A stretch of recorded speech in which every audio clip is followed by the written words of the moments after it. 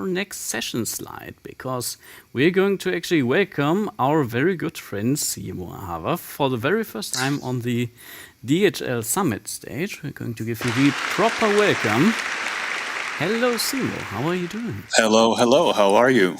I'm doing very well. Like a very, very exciting day for both Till and me. Like this is a, well, in both parts, like frightening and very, very awesome experience because, well, so far it's going great, I think. And like people on YouTube are as hyped as possible. So I That's great. couldn't be happier. How about you? I'm doing well. I was just watching Doug's talk, and great one as usual. And I just, did you notice the wall clock? It was like a cat with a tail. It looked like the cat was the actual mastermind, and it was feeding thoughts into Doug's head because the tail was connected to it. So I feel like at least partial credit for Doug's talk has to go to the cat. Well, like with every cat content on the internet and also on YouTube, like I think we can't give enough props to that cat on the screen. But yeah, that was a very nice set piece. Like we also noticed that on our end. So we went to our very nice, I hope you appreciate the very nice fireside chat set that we built for you in this very beautiful library. Very cozy. Yes, very nice.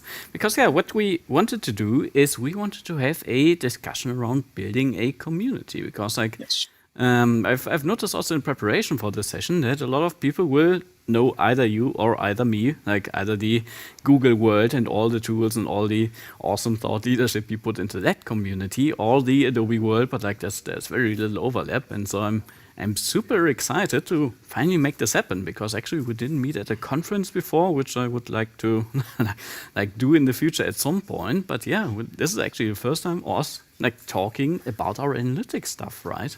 So exciting. Yeah, absolutely. We can now battle with our engineering skills, and the loser has to leave the community forever and for good and never tweet again. There's only room for one of us here. Well, yes. Like the good thing is, like with the production team, I can adjust like the window sizes of our pictures and all that, and we can see who ends up with more room in the end of the day. But You can just cut my feed. We could do that. We can also put it to the live chat on YouTube. So on YouTube, you could just say like +1 for like whatever side you're on, and then we can just fight it out. Very good. No, like we want to actually have a very peaceful chat, a very positive conversation around what we do, because both of us are very, very active in the community that we're in, like in the Measure community, and we want to like look back a little bit on those, like in your case, very, very impressive 10 years of content creation, and look how all that started and what brought us to the point where we like have a conversation like this live on a YouTube stream with a bunch of people watching, and how all of that happened, right? So why don't you start with a little bit of introduction for yourself, for like people from the Adobe community who might not even know who you are. I don't think that person can exist in this world, but well, let's start with a little bit of background on you. Yeah, I'll try to keep this short and succinct. So in the analytics world, I think I'm somewhat known for the blog that I started 10 years ago. And it really started off as a vain attempt to do something in the SEO space. So that was kind of the origin of it. I've been blogging for as long as there's been a platform. I think I started with the very first version of WordPress originally, and even before that. But there's at some point when I started doing more work in digital analytics, I noticed that I need a creative outlet, and what that creative outlet could be. This was before I found how useful GitHub could actually be as a creative outlet. But just a lot of good things happened in a row when it comes to exposure. There weren't many people blogging about developer-focused analytics things back then. Some of the people in the summit were active already, of course, back then, but completely focusing on the engineering side of things. I think I really found a good niche there, and then some fortunate things happened with exposure to certain articles being circulated around the web and so on. So the blog took off and kind of opened a lot of doors for me. And the reason why I actually suggested this format for our talk was partly because I think that both of us are kind of exhausted about talking about the technical nitty-gritty, and we could deliver talks around technical analytics, but there are other great speakers here doing that. I think what doesn't get spoken about enough is everybody always says, I'm so indebted to certain blogs, I'm so indebted to certain communities, I'm so indebted to certain mentors, that I think we should kind of unravel that and look at what creates a good community, what creates a good blog, what are the common traits, because I think that if we can cultivate that, if we can make more of that happen, the ripple effect is just immediate. And I know that you've obviously noticed that as well, that when you publish something interesting, it gets traction and more people become interested. And it really goes just beyond the sum of its parts. So that's why I suggested this. This is a topic that's so incredibly close to my heart, and much more so than any engineering related post or any content around actual analytics or data collection. This just talking about what makes a community tick. How do we find those creative outlets? I think this is going to be a very lovely discussion. Yeah, like we could do a little battle between Google Tag Manager and Adobe's Tag Manager and like server side and all those things. Like we could do that all day, and like maybe we do at the conference in the future. But for today, it's really on that high level, because that's also something that I've seen like in the community when people don't want to put any shame on anyone, but like especially when, for example, smaller companies try to get some SEO traffic and they try to get some traction, and they reach out to people and say like, couldn't you like write a post for us like on this topic that has like very high search volume and like all those things. And like I would really like to know like what your kind of motivation was to start all this, and like what your what were you looking for? Because I know like to just kickstart that conversation a little bit, like on like in my example, I've been blogging a long time before I went out into public internally at the companies that I've worked for, because I was always trying to get people engaged for like analytics and how they can do certain things and some best practices and learnings. And I did that in whatever internal blog we had, and I was writing those posts, and then I get some positive feedback, and I could kind of develop my style a little bit, try something out in like a safe environment. So I would really like to see how that worked out for you. Like, how did you get into all of this? So like I said, like the origins are like in analytics. So now talking about simoahava.com, which was the blog that I'm now working on, or have been working on for 10 years. It really did have very vain starting point. I started as an SEO manager, like the job that I hate the most when I'm looking back at my own career. And it just seemed appropriate that if you want to work in SEO, you need a blog. It was just this weird, stupid conjecture. And the first articles were just really, really bad, kind of trying to be something that I wasn't. But then I started working with blogging about Google Tag Manager, having been worked on it since the beta, and it just seemed like it's so cool to show how easy this can be. Like I think that was the main motivation. Yeah, exactly. Just it was so cool that kind of the premise that we're now saying don't do it, because don't do this, but the original premise of you can just push any code on the website without having to go through a release cycle of the site. That was revolutionary. Like that was so impressive that you could just tag on, pun intended, all this kind of arbitrary JavaScript and do stuff, So I think that I got hooked to it, and I'm not going to say I wasn't trying to chase high readership figures. I was, of course, I wanted to see that hockey stick. But at some point, and this might be a cultural thing or a personal thing, at some point I started actively trying to push the ego away. So trying to make it less about me. I used to have these yearly review posts where I talk about my life. I removed them because I wanted to focus only on the subject matter. And I got really allergic to self-promotion and all of that kind of stuff. So I turned, and this is for me the main motivation, I turned content creation into this kind of a reflex. So, and this is like kind of a tip for people trying to figure out what to write about. The idea is very simple. When you do work, especially in engineering related fields, you are solving problems all the time. Like that's the thing you're doing, you're trying to answer questions. So when you come up with a solution, or when you come up with a process that might eventually lead to a solution, the very first reflex you should have is to blog it. Like that's the first thing you do. You start writing a draft even if it's completely unfinished, even if the final thing is just going to be 4 sentences, like if Seth Godin can do it, so can you. So if it's only going to be a short thing, if it's just going to be a single screenshot or something, just blog it like a bit longer than a tweet. And I turned that was for me the thing that kept me motivated, because the more I worked with people, the more I interacted with blog comments, the more these little ideas just came from day in, day out. And suddenly I was, blogging 5 articles a week, 6 articles a week. And it was just such a creative, fun way to learn.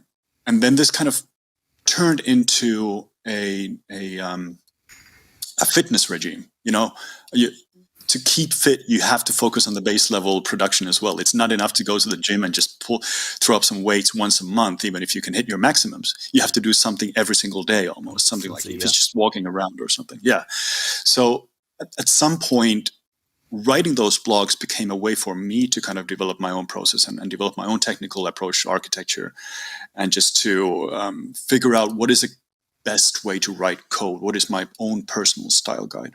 So it's a combination, and this will lead back to the community question soon, but it's a combination of writing for others, so assuming arrogantly that what I am interested in is what others are interested in as well, but also giving yourself the opportunity to just write without worrying about what are the most searched for keywords, what are the most topical things at the moment.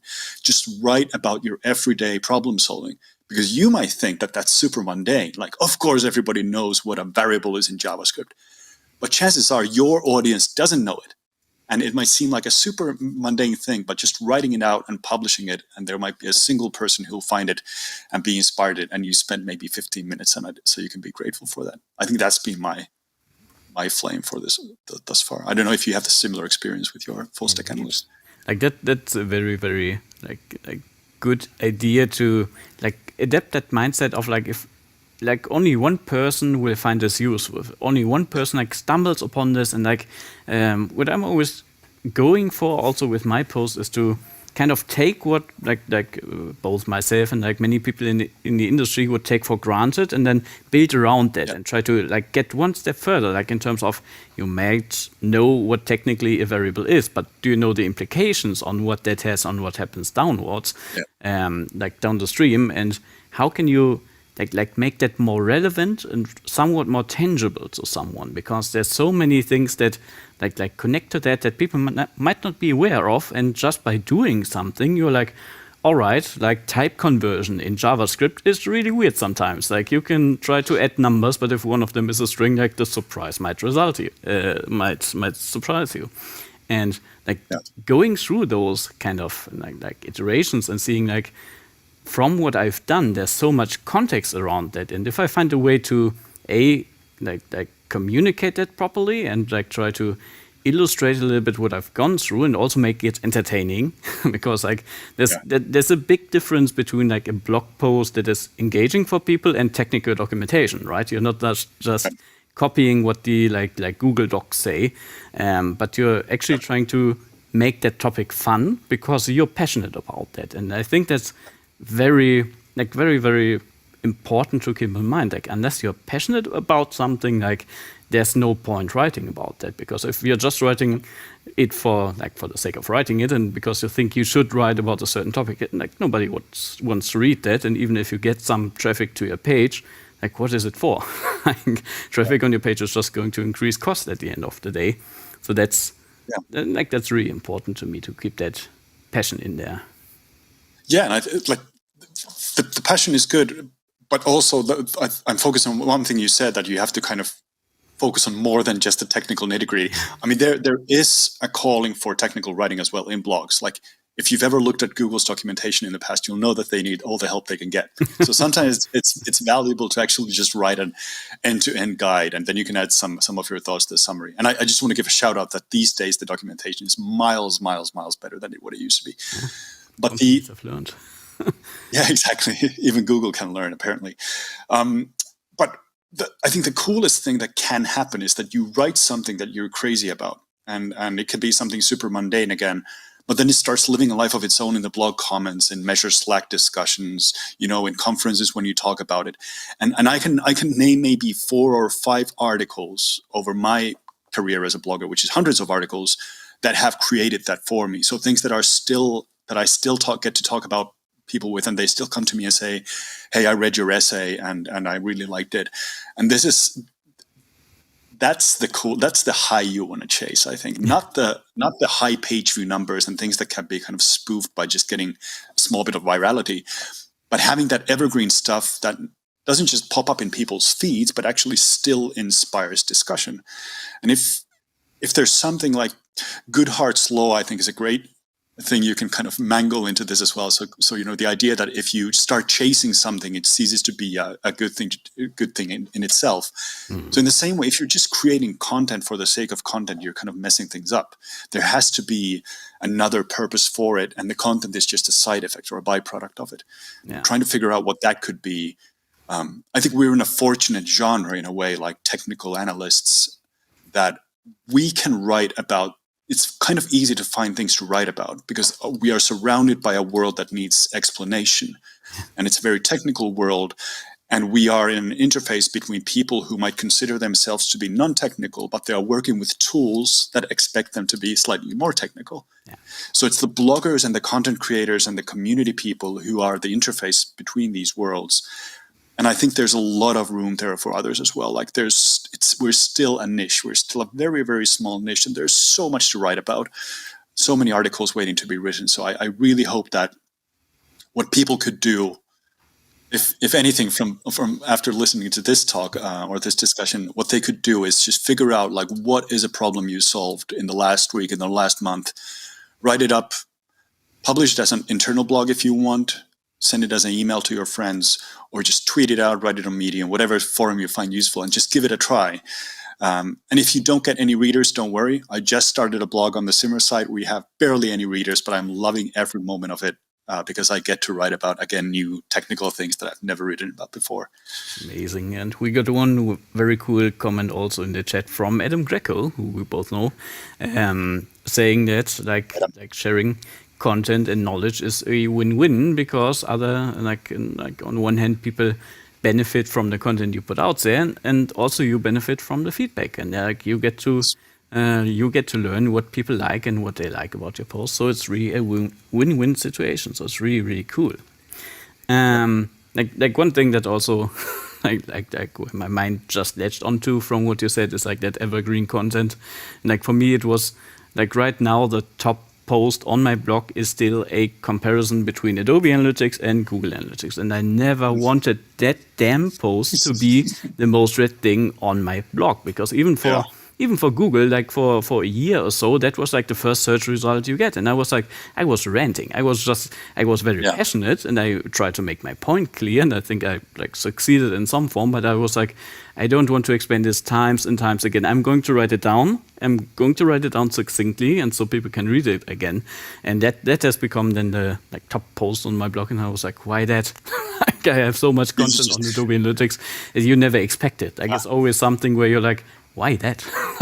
You can't plan it, you can't work for it. Like it just happens. Just stop looking at the data. It's just going to make it. It's just going to depress you. Like my most read article is some technical article around Google Tag Manager. But the reason I'm really worried that it's the most read article is that it's 6 years old now. So it's outdated. The screenshots are awful. My writing style is crap. I don't want it to be the most read article. It's still there. So that's why I stopped looking at data, like any good analyst should do at some point in their life. That's our one job recommendation for analysts today is stop looking at the data. Like that's really good.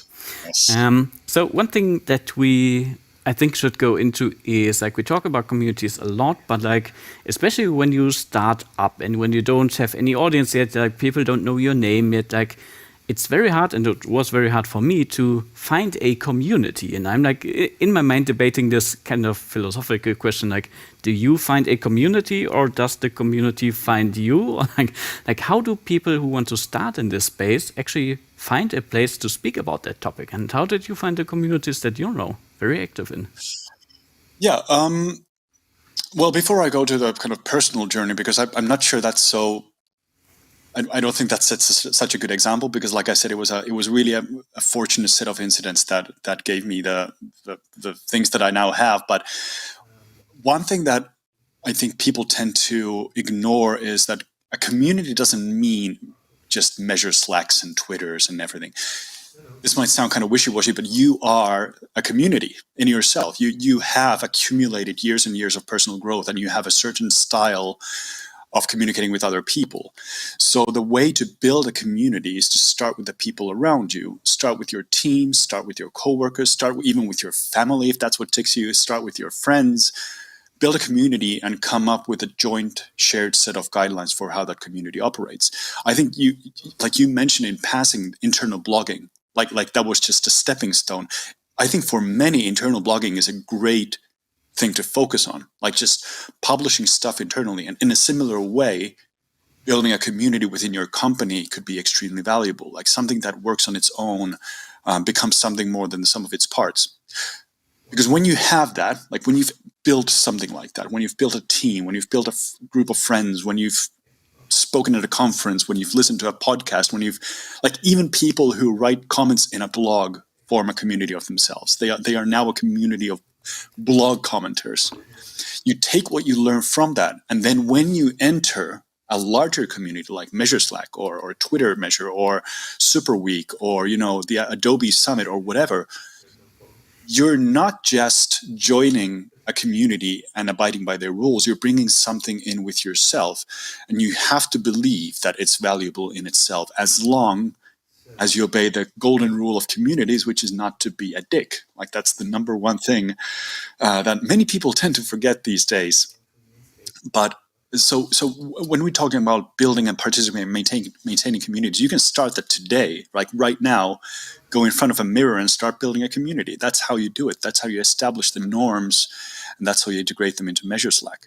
Like, we're super fortunate to have. We're still small. Like, digital analytics is still small compared to something else, but we're super fortunate to have these creative outlets and communities that are very accepting. As soon as the admins allow you in after waiting for 6 months for your LinkedIn profile to be validated, but when you get in, I think it's contagious how incredibly good these places are, how friendly they are, how happy they are, and how accepting they are of different types of people to come in. And I hope that this is something that when you start thinking about communities, you don't necessarily have to look too far. Just start close and then start expanding once you have that blueprint in mind. Otherwise, you might be in for a bit of a rude awakening, and you'll end up in 5 years, you've never spoken a single word in Measure Slack, for example, which is fine, but you might be kind of undervaluing what that community could be at its best. It's very like a lot of wisdom in there, and like that thought of like starting with being your own community in some form. And like what I like about that is also like it can influence how you create content, because you're not just creating that for yourself. Like I always say that I create the content I want to do and like somewhat write it for myself, but I'm also keeping in mind that other people will have to discern it, and like I want it to be accessible to people, and that's like a huge part of what writing is, to also make it understandable for people who have not been in the room when it was written, of course. So that's that's also very valuable in terms of how people can start with that, because they really should like focus on themselves first, like trying to like get in the right mindset and get into the right headspace on that. Yes. And like what you said, like don't be a dick, is like also don't like there's a way to like get exposure by just picking a fight with someone. Like that's a tactic like that some people like to follow, and like for me that's like kind of annoying when people just go like, you've missed this part, and I'm like, cool, I didn't aim for that, but like thanks for the feedback, I guess. Like there's ways to like ruin the day for creators, and like also get people to not enjoy what they're doing anymore, especially if you get a like larger following that can just bubble up, because like it's a normal distribution, right? Like people are very okay like on average, but sometimes you get a bad egg in there, so you really want to make sure like that doesn't happen. Yeah. So for sure. For the like roughly 2 minutes that we have left, what I would really like to focus on for that last part is how can we as content creators and members of the community, like develop a feeling for when we need to shift gears or when there's something new we want to take on? Like, how do we like let go of what we've built? Like, how do we abandon that? Like can you share your experiences on that? Well, I can give you again completely non-reproducible steps, which nobody should emulate, but maybe they can be an inspiration in some twisted way. That's perfect. I shifted gears by figuring out that I'm in the middle of a pandemic and I just had a baby, and figured out what else was. So what could make this thing even more chaotic? So it was starting a new company and moving into online training as a profession. So that's how Simmer came about. It was the worst time in the world to found a company, but as it turns out, it was the best time in the world to go into online training. But we didn't have, like, that wasn't the goal. Our goal wasn't to become successful, as weird as this sounds. We, again, my wife and I, we founded it together. We wanted to do something together. I was completely exhausted by my work as an analytics consultant, so much so that I had started to kind of loathe the industry and my own place in it. COVID was a great contributor to this. I think COVID broke so many communities. People got so edgy and kind of just dissatisfied with everything. I was a victim of that as well. And I think that my work with Simmer kind of saved me from that, because I realized that, hey, I don't have to do consultation anymore. I have other things in my life. I have a wonderful family. I play board games with them. I got to build a studio. I got to learn all about AV production. Now I'm building online courses, and I still do consultation work, but now it's more like a hobby where I can really give my best to the few clients that I work with, because it's no longer an all-consuming practice for me. So I think that for me, it took a global pandemic and a life-changing second child. So it might not be that. Count on that, yeah. Yeah, you can't count on that happening. But what I also pushed out of being an employee a long time before that, when I started as an entrepreneur. And there I just realized that the things that we fear about shifting gears, and this is again a very cliche thing, but the things we fear are typically not as scary as they sound. Like starting on your own, getting your first clients, it sounds so extremely scary. And I'm not saying you have to go into that without a plan, but you need to do that self-reflective thing where you look at, like a KonMari style, are you really enjoying what you're doing? Like, is this really bringing you satisfaction? I'm not gonna be condescending and say that people could just leave whenever they want. I know that there are restrictions to it. There are, especially when we live in an extremely unstable world right now. The one thing you want is stability, and you don't want to kind of break that stride. So you do need a plan, and you need to kind of vet it first. Ideally, I would hope that many of the companies today, and luckily the most recent company I worked with before I went on my own, do allow for people to try side projects. I think that would be an extremely powerful and rewarding thing for employees, just to give them some time to explore their passions and their hobbies and see if those could be turned into something professional. Because if the best case scenario is, so I left the company, I loved them, I loved Reactor, it was an excellent employer, and I know that they were sorry to see me go, and I was sorry to let them go, or the other way around, but I continue as the subcontractor. I admire them so much. I asked, can I still continue with these clients? Can I still work for you? And so we found a way to work together. But that was that was kudos to the employer. So if there are employers here listening in today, please, please, please give your employees chance to explore themselves. Don't throw them in the grind and expect them to bring you value nonstop unless you let them kind of explore other things as well. You might think like, oh no, but we're going to lose them. If that's what it takes to lose them, then maybe you need to look in the mirror to see how good an employer you are. And if, on the other hand, you do lose them because they are following their passions, then I think it's a good reason to lose them, to let them kind of, let them do something else. Have an open door policy. let them come back. No questions asked if it didn't work out. Everybody wins. That was my tip as an employer of 0 employees to all the employers out there with thousands of employees. Yeah, well, we are going to propose that and see how well it works with a company of 500,000 people in there, and how we can make an open door policy work for us. But yeah, so this was great. So I'm so happy that you joined us today, Simo. Thank you so much for having me. Thank you so much. Like, the chat is also raving about how great this is. Like I couldn't be happier with this. Thank you so much for sharing your knowledge, your experience, and like, people can find you on Twitter, on MeasureStack, on your own websites, like everywhere on the internet with on Mastodon. That's true. And yeah, thank you so much for being here today, and enjoy the rest of your day. Thank you for having me. A great job, Frederik and Till and all the team. You're doing an excellent job. Thank you. We're doing our best. And here's your applause. Bye-bye.